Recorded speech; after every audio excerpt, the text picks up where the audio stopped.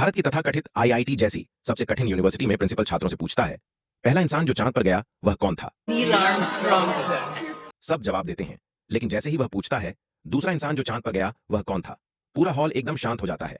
यही है भारत की सबसे कठिन university, Imperial College of Engineering. हर साल 4 लाख छात्र आवेदन करते हैं, लेकिन सिर्फ 200 का ही चयन होता है। यहाँ एक अलिखित परंपरा भी है, नए छात्रों को पैंट उतारकर सीनियर से पीछे स्टैंप लगवाना पड़ता है, इज्जत दिखाने के लिए।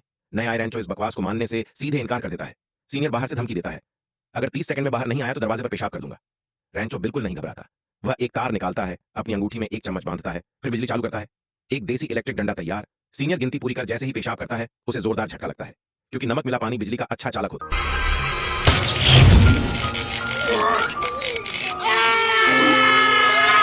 है। इस कॉलेज का प्रिंसिपल भी अजीब किस्म का इंसान है।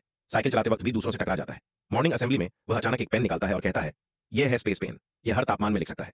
क्योंकि बॉल पेन और फाउंटेन पेन अंतरिक्ष में काम नहीं करते, इसलिए वैज्ञानिकों ने लाखों रुपए खर्च कर इसे बनाया। जब मैं छात्र था, मेरे शिक्षक ने यह पेन मुझे दिया था। दुख की बात यह है कि 32 साल बीत गए और मैं आज तक इसे आगे नहीं दे पाया। मतलब साफ है, तुम सब नालायक हो। तभी रैंचो बोल पड़ता है, सर स्पेस में फाउंटेन पेन बॉल पेन चलता नहीं है, तो एस्ट्रोनॉट्स ने पेंसिल का इस्तेमाल क्यों नहीं किया? लाखों डॉलर बच जाते सर। इतना सीधा और सटीक सवाल प्रिंसिपल को पूरी तरह चुप करा देता है। कॉलेज में एक छोटा लड़का कामकाज करता है, जो रैंचो से बहुत प्रभावित होता है, लेकिन वह गरीब है और फीस नहीं भर सकता। रैंचो उसे एक तरीका बताता है, कॉलेज में पढ़ने के लिए जरूरी नहीं कि फीस ही दो, बस एक यूनिफॉर्म चाहिए। किसी भी क्लास में घुसकर बैठ जाओ, टीचर छात्रों को पहचानते भी नहीं। सच कहें तो यह तरीका वाकई काम कर सकता है। रैंचो उसे यूनिफॉर्म के पैसे भी देता है। क्लास में टीचर रैंचो से पूछता है, मैकेनिकल डिवाइस की परिभाषा बताओ। रैंचो जवाब देता है, जो समय और मेहनत बचाए वही मशीन है, चाहे जहाज का टरबाइन हो या पैंट की जिप। टीचर भड़क जाता है, क्या आप इसे परीक्षा में लिखेंगे? पैंट जिप एक मशीन है। तभी क्लास मॉनिटर खड़ा होता है और किताब वाली परिभाषा शब्दशः सुना देता है।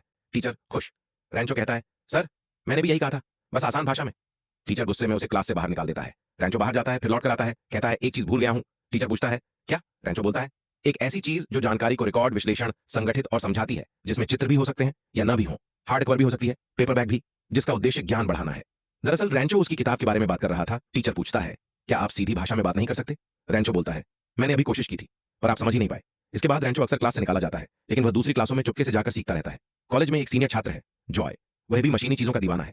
उसका फाइनल प्रोजेक्ट एक ड्रोन है, लेकिन पिता के बीमार होने की वजह से वह समय पर प्रोजेक्ट पूरा नहीं कर पाता। वह प्रिंसिपल से कुछ दिन की मोहलत मांगता है, लेकिन प्रिंसिपल उसके पिता को फोन कर कह देता है, आपका बेटा ग्रेजुएट नहीं होगा, ग्रेजुएशन में मत आइए। और यह भी कह देता है कि उसका प्रोजेक्ट बस एक बुद्धू खिलौना है। जिस जॉय को पूरा गांव अपना हीरो मानता था, आज उसे बताया गया कि वह ग्रेजुएट भी नहीं कर सकता। उसका दिल पूरी तरह टूट जाता है।